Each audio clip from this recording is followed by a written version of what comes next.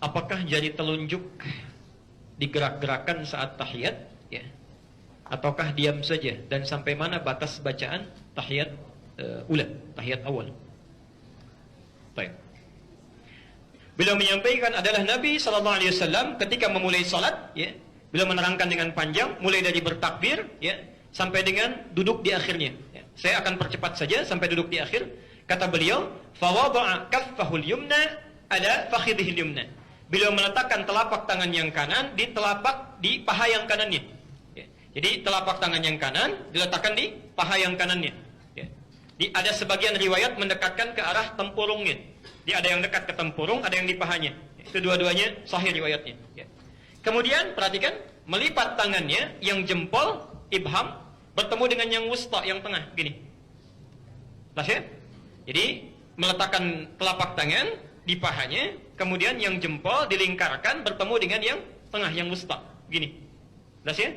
Bukan yang jari kelingking. Ya. Kalau yang gini apa? Manis. Kalau yang asam yang mana? Apa disebut manis ya? Nah, ini kelingking, ini manis, ini tengah, yang ini telunjuk, ini jempol. Jadi jempol bertemu dengan yang tengah sini. Kemudian perhatikan, mengangkat rafa'as sababah, mengangkat yang telunjuknya. Ya, mengangkat begini telunjuknya. Tsumma yad'u biha, ketika diangkat ini beliau berdoa. Beliau berdoa. Ini hadis pertama yang menyampaikan riwayat mengangkat tanpa menggerak-gerakannya. Ya, enggak pakai cuma ngangkat aja, ngangkat, tidak digerak-gerakan. Pelan-pelan. Anda bisa temukan itu di hadis Muslim, hadis 913 tadi, dan At-Tirmidzi, hadis 296. Ya. Hadisnya dari Ibnu Umar. Ya.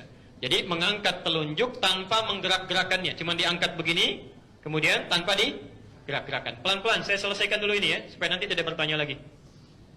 Menyikapi hadis ini, hadisnya sahih. Ya, hadisnya sahih.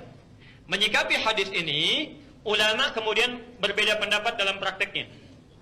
Berbeda pendapat dalam prakteknya. Imam Malik, beliau berpandangan, karena hadisnya mengatakan mengangkat telunjuknya saat tahiyat, meletakkan tangannya di pahanya, mengangkat kemudian jari yang telunjuknya, melipat jempol dengan jari tengahnya begini, diangkat, yad'u biha, kemudian beliau berdoa. Maka Imam Malik menyimpulkan mengangkat telunjuk saat tahiyat ini dimulai dari awal bacaan tahiyatnya. Ya.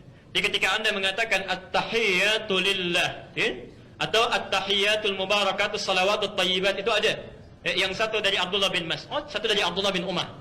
Jadi ketika Anda mengatakan at-tahiyatu lillah, telunjuk diangkat begini. Ya.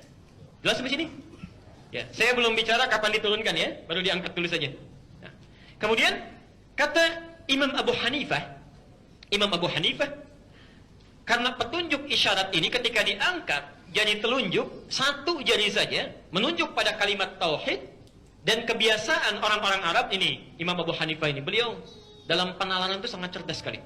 Sangat cerdas. Beliau punya keunggulan, kalau membaca sesuatu itu bukan bersandar hanya pada dalil, tapi menafsirkan dalil pun lewat kaidah-kaidah bahasa, kultur, dan logika. Itu Abu Hanifah, ya, Abu Hanifah. Nah, kata Imam Abu Hanifah, isyarat telunjuk saat diangkat ini sebagai isyarat penegasan akan keesaan Allah. Karena kebiasaan orang Arab kalau disebutkan Allah, Allah, Allah, itu suka mengangkat tangannya begini. Allah, Allah, Allah, mengangkat tangannya, terutama dalam syahadat. Ya, dalam syahadat. Karena itulah kata Abu Hanifah, ketika telunjuk ini diangkat, itu bukan dari awal pertamanya, tapi ketika mengucapkan asyhadu an la ilaha, nah, diangkat begini. Ya. Dan ketika kalimat illallah sudah selesai, ditutup lagi. Selesai. Karena faidah mengangkat telunjuk ini hanya untuk mengikrarkan bahwa tiada Tuhan selain Allah. Lalu ditutup. Ya, pelan-pelan. Imam Ahmad bin Hanbal berpendapat. Kata Imam Ahmad, mengangkat telunjuk ini itu dimulai bukan dari at-tahiyat, tapi dari mulai kalimat asyhadu an la ilaha illallah. Saya ulang.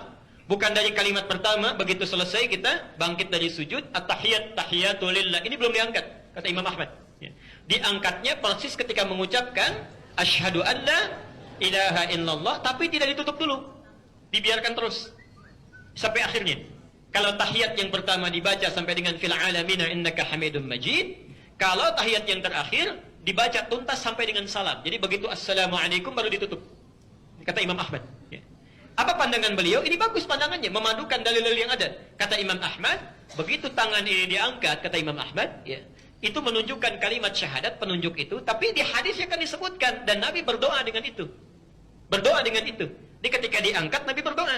Sedangkan lafaz doa itu dimulai setelah syahadat, bukan sebelum syahadat. Ya. Makanya ketika Anda berdoa, itu kan adabnya membaca salawat pada Nabi, kemudian berdoa kan? Maka orang-orang yang berdoa dalam tahiyatnya, bukankah dimulai setelah membacakan syahadat? Asyhadu an la ilaha illallah wa asyhadu anna Muhammadar Rasulullah. Kemudian setelah itu apa? Allahumma salli ala Muhammad wa ala ali Muhammad kama sallaita ala wa ala ali fil alamin innaka. Itu kan doa. Itu kan doa. Maka kata Imam Ahmad, ketika Anda mengangkatnya dalam tahiyat, diangkat begini, jangan dulu ditutup kecuali sampai selesai fil alamin innaka hamidum majid. Dan di tahiyat terakhir diangkat, baru kemudian ditutup kembali saat akan salam. Saat akan salam. Imam Malik mengangkat dari awal, tadi yang pertama, sampai terakhir. Ya, sampai terakhir. Diangkat begini, sampai salam, baru kemudian ditutup. Jelas sampai sini? Di sini ada 3 pendapat yang utama. Imam Malik, Imam Abu Hanifah, terakhir Imam Ahmad. Tapi ketiganya belum mengomentari apakah digerakkan atau tidak. Digerakkan atau tidak. Baru kemudian ada hadis yang datang, Masya Allah, sampai 12 matan. 12 matan. 12 redaksi. Disampaikan oleh Syekh Muhammad Mustafa Al-Adawi dalam kitab Syarah Al-Hadis, ya, halaman 178 sampai halaman 180. Semua 12 riwayat ini mengacu pada orang yang sama dari sini. Di kurang lebih ada 12 orang menerima riwayat dari Wa'il. Ya. Di antara riwayat ini ada yang bernama Ziyadah bin Qudamah. Ziyadah bin Qudamah. Riwayatnya sama seperti yang pertama dari Ibnu Umar, cuma ada tambahan, ya. Dia mengangkat telunjuknya begini, kemudian mempertemukan, membuat lingkaran antara yang jempol dengan yang tengah, gini. Ditambah di akhirnya, thumma yuharnikuha, kemudian menggerak-gerakannya. Thumma yuharnikuha, gini. Yuharnikuha. Pelan-pelan.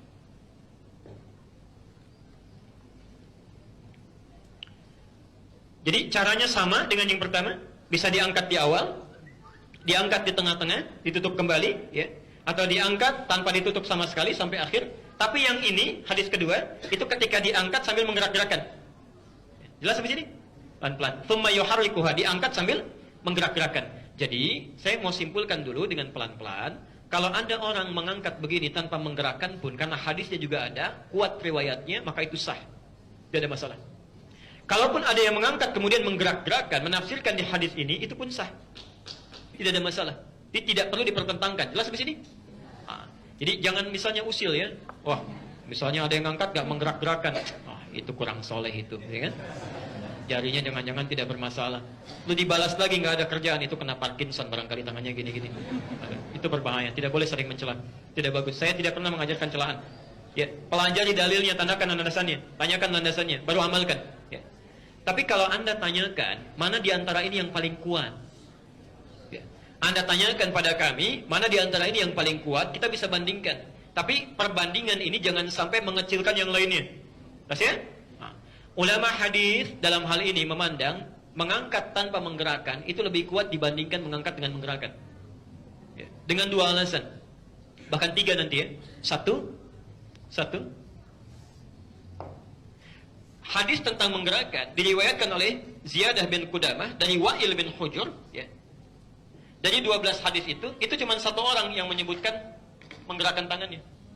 Sementara 11 orang lain yang meriwayatkan hadis yang sama itu mengatakan tidak ada tambahan di hadis itu menggunakan kata yuharrikuha. Tidak ada tambahan menggerak-gerakkan. Ada 12 orang meriwayatkan dari orang yang sama, 11 orang mengatakan enggak ada tambahan menggerak-gerakkan. Yang 1 mengatakan digerak-gerakkan. Ya. Jadi kalau 11 berbanding dengan 1, kira-kira yang lebih kuat yang mana? Maka dari itu kata para ulama, jika ada 1 riwayat bertentangan dengan banyak yang thiqah, maka yang ini ditinggalkan. Ditinggalkan itu maksudnya dianggap lemah dibanding